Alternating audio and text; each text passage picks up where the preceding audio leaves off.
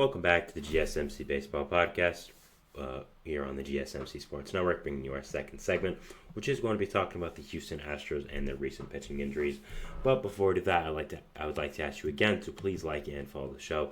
We do get a number of questions from viewers to ensure that your question does get read in the air. Please use the link gsmcpodcast.net. It really does help the show, and it really does mean a lot, so thank you so much for that. And let's get back into the show for today. All right, so moving into our second segment, as I talked about, it is going to be the Astros and their pitching injuries, going over that. It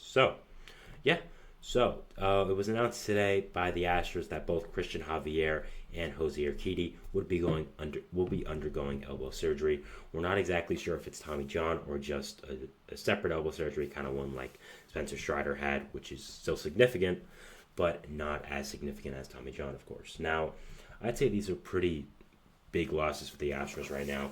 Urquidy kind of less than Javier, as Urquidy had not pitched for the Astros this year, but when healthy is still a big part of this Astros team and this Astros rotation. Brings a lot of value as a starting pitcher to them and just is a really good piece. Javier also is, of course, a great pitcher for them. He has pitched this year, but has been on the injured list for a month with a separate injury. But a lot of Astros fans kind of knew something wasn't right with all the setbacks that were happening. And it was announced today that he is officially going to be having elbow surgery. So kind of unfortunate there. But yeah, I mean, when you look at this Astros team, and I talked about this yesterday as well, I had a segment, this kind of happened today, so I didn't really expect to be talking about them again. But yeah, when you look at this Astros team, I mean, the underperformance and just all the ways that they've really not played up to standard this year, I think it ties back to one thing, and that is the pitching, and specifically the pitching injuries.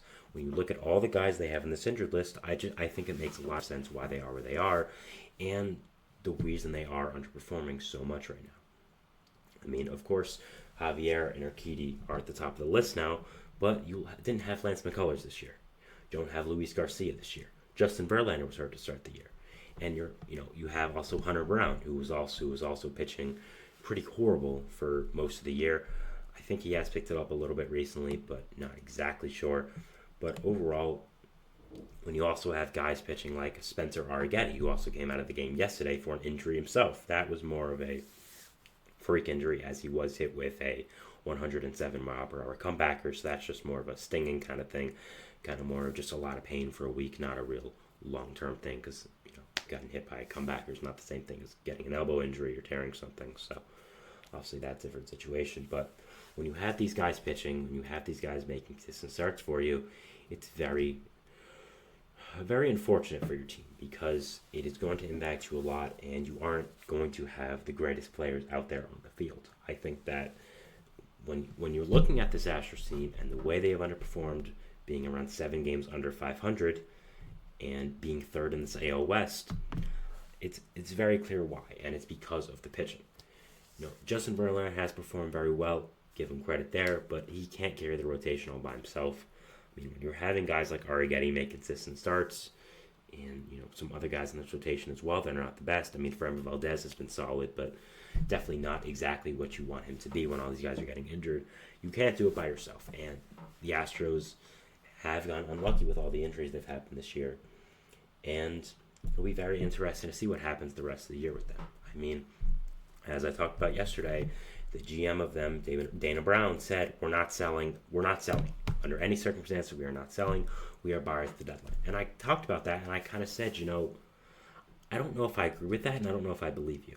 You're telling me the Astros, with all these injuries, are still 7 games under 500, July 30th, July 31st, are not looking to trade Alex Bregman. They're not looking to trade Justin Verlander, not looking to trade Ryan Presley. You're telling me you're not going to be fielding offers on these guys that have 1 year left in their contract, and you probably won't bring back in free agency.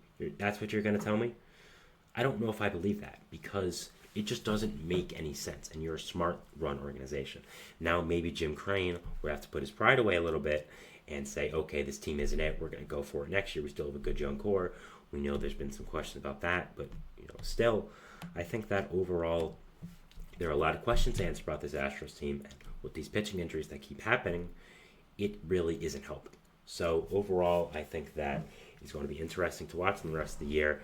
And looking at the rest of the AL West, you of course have the Angels and the A's, who are not great. I mean, I don't really think they are exactly threats to overtake the Astros in the AL West and go into third. But above them is the Rangers, who I think are a very good team and right now are better than them.